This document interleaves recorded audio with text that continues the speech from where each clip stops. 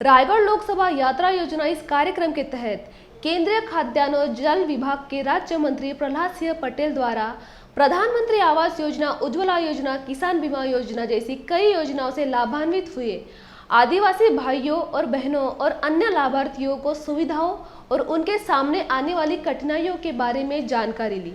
इस वक्त हर गरीब के घर अनाज और हर घर जल पर मोदी सरकार बड़ी ताकत से काम कर रही है, ऐसा मंत्री पटेल ने इस यात्रा में बताया। सार्वजनिक जीवन में काम करने का एक ही मकसद है। देश की आज़ादी के 75 वर्ष पूरे हो गए, अब देश की आज़ादी के 100 वर्ष पूरे होने वाले। अब यात्रा शुरू हुई है। प्रधानमंत्री जी ने उसका नाम दिया है कि ये अमृत काल शुरू हुआ है।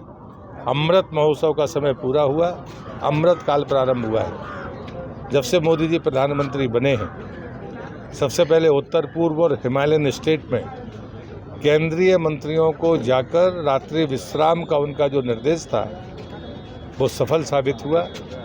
दूसरे चरण में जो देश के आकांक्षी जिले थे, जो विकास में पीछे रह गए थे, केंद्र के सचिव स्तर के, ज्वाइंट सेक्रेटरी लेवल के अधिकारी और बाद में केंद्रीय मंत्रियों को पहुंचाकर उनकी मॉनिटरिंग करके श्रेष्ठ जिलों के बराबरी पर लाकर खड़ा करने की सफलता उन्हें अर्जित की है।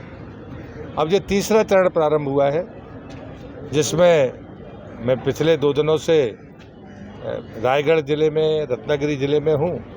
ये कोस्टल जो क्षेत्र है, जहाँ पर पीएम गति शक्ति का काम भी चल रहा है, उन क्षेत्रों में जाकर एक छोटी छोटी चीज़ों को देखना। आज मैं एक वैक्सीनेशन सेंटर पर गया था। जब मैं लौटा तो मैंने पूछा कि कभी कोई केंद्रीय मंत्री मेरे पहले कौन आया था।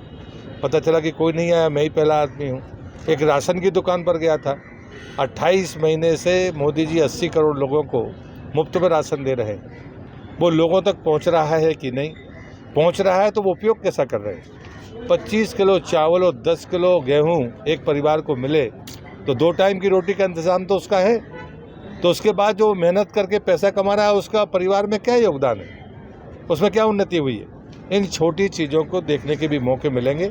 कल मैं जाने के पहले ज़िले में केंद्रीय योजनाओं की समीक्षा करूंगा, जिसमें ज़िले के सांसद, विधायक सभी लोग उसमें आमंत्रित होंगे, ताकि हम ये भी जानें कि जो केंद्र की योजनाएं हैं वो किस स्तर पर नीचे तक पहुंच रही हैं। मुझे एक बात सुनकर जरूर दुख हुआ, जो जानकारियाँ आती हैं कि केंद्रीय योजनाओं में लोग भारत सरकार का नाम लेने में गुरेज करते हैं, कुछ परहेज करते हैं। ये राजनीतिक ईमानदारी नहीं है, जैसा मुझे लगा। तो मुझे लगता है कि ऐसी चीज़ें राजनीति में नहीं होनी चाहिए। अगर भारत सरकार आपको मदद करती है तो उसका उल्लेख ईमानदारी के साथ होना चाहिए, ऐसा मुझे लगता है।